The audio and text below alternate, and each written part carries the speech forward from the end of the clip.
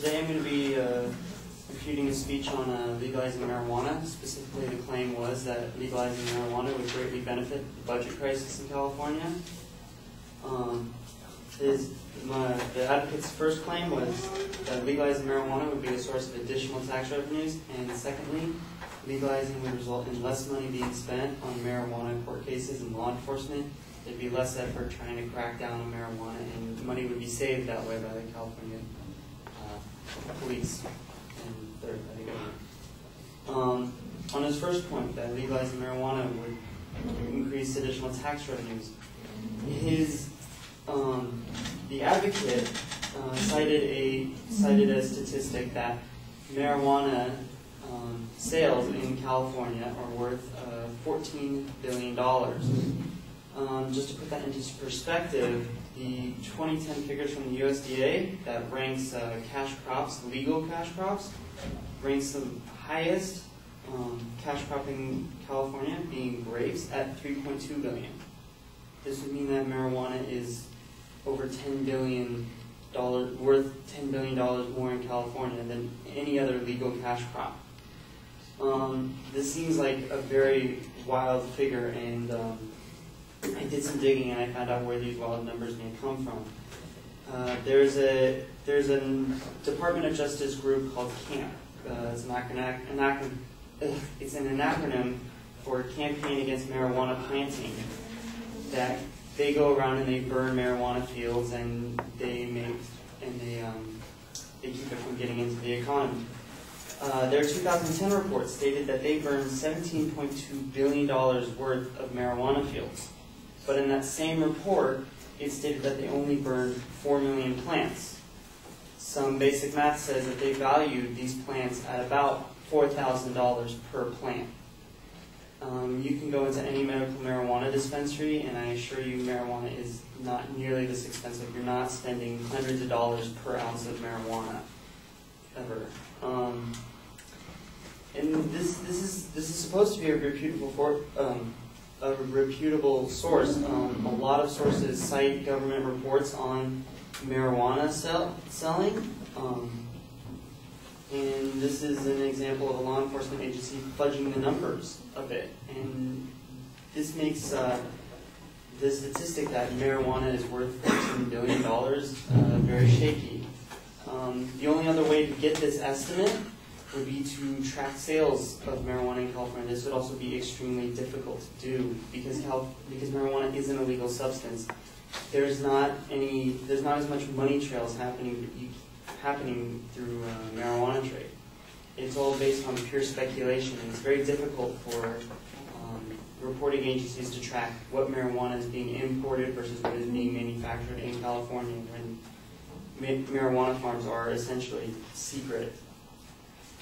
So it's very suspicious, any number that, it's very difficult to get a number on how much marijuana is being sold in California, and I suspect that the actual numbers are much, much lower than the $14 billion that it was estimated at. On the advocate's second point, that legalizing will result in less money being spent on court cases and cracking down on marijuana, I'm going to cite an example of alcohol. Alcohol, when it came out of Prohibition, it started being taxed. It started being distributed among people in much the same way that people are advocating that marijuana be distributed among people. The problem is marijuana has not been a profit for governments today since the end of Prohibition.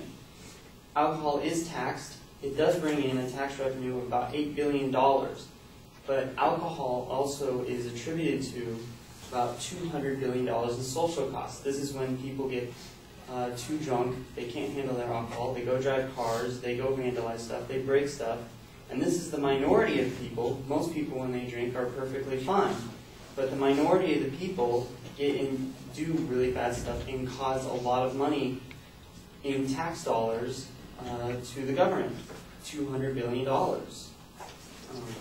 compared to the $8 billion that alcohol brings in. So legalizing marijuana is a similar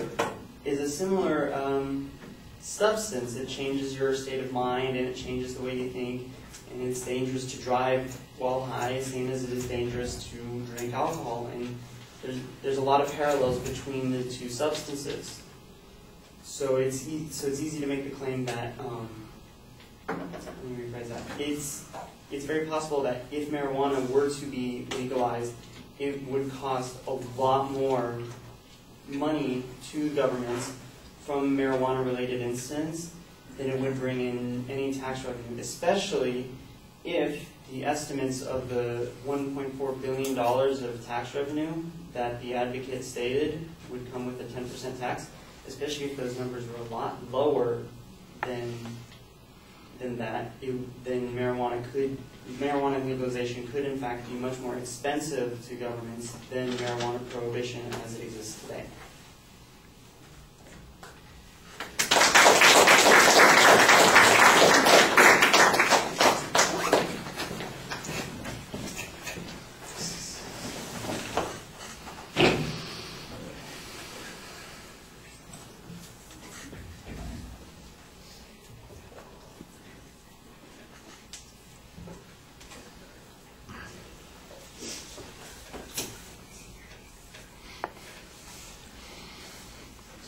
Well, the claim and secondary claims are laid out pretty well. I think I like the strategy that you're taking on each of these points. The first one basically is that the estimates of profitability are vastly exaggerated, and you challenge the economic value as it's assessed by this government organization, and that's a reasonable press to make. But let's suppose, for instance, it was only half as valuable as they say it is, then what would be the economic impact on the advocate's argument? Let's say we were going to take it 50% down. Well, what did the advocate say we were going to get in terms of taxes or economic activity? Then you should be able to measure that in some way just by using the simple cut that's going on there.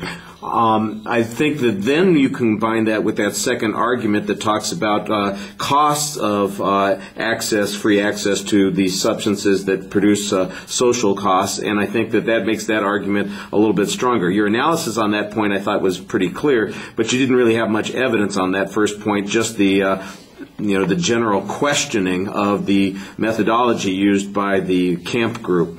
On the second point, the one piece of evidence that you had that I thought was convincing was the information that talked about how there's $8 billion in tax revenue from alcohol, but $200 billion in terms of social costs each year. And I think you need a clear source citation on that, because this is information that's going to be essential to the argument that you're making. The other thing that you need is you need to show that there are, in fact, some social costs of marijuana consumption, and you basically are relying entirely on the parallel to alcohol without providing any specific reason to believe that marijuana is just as dangerous and has the same kinds of consequences. You make references to driving, for instance, and some other accidents and some behaviors like that, but those are mostly asserted, and that's a place where I think some evidence on your point would be good. I think you've got a good strategy in responding to the economic argument here, but you need better information to make your argument on this point. All right, thank you.